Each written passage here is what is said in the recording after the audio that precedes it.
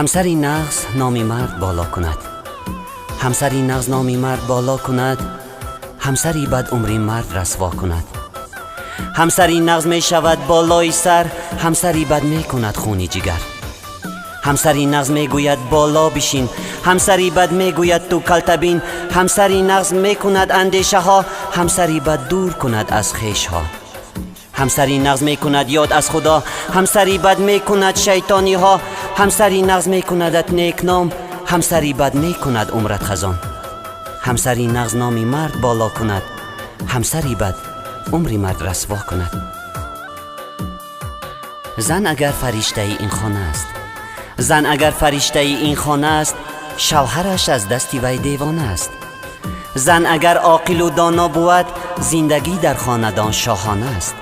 زن اگر حرمت نماید شوهرش، مرد باشد می کند تاجی سرش.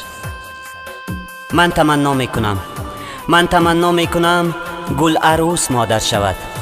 آرزو دارم نخست فرزندی و پسر شود.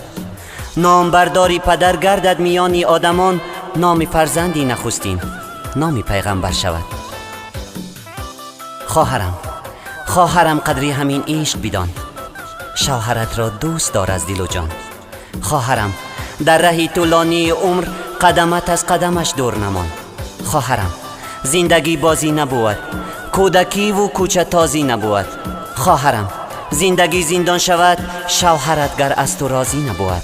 خواهرم قدری همین عشق بدان، شوهرت را دوست دار از دل و جان. بدان زی بست و قدر یاری جانی، تو را قسمت شد است امشب مددگار. شدی همخانه زیباترین یار، شراب عشق را بین در ضمیرش، بشو در مشکلی ها دستگیرش. تو شو مسئول و تو پروانه اش شو، ستونی دین ستونی خانه اش شو. ششتنی دارد سری دستارخانی تاجیکی، ششتنی دارد سری دستارخانی تاجیکی. مزه دارد خوردن یک برده نانی تاجیکی. یاران نان شکنید، یاران نان شکنید، دردانه بزیری دوری دندان شکنید. یک لحظه در این معرکه ارمان شکنید، یک باری دیگر خوش آمدید. نان شکنید، نان شکنید، نان شکنید.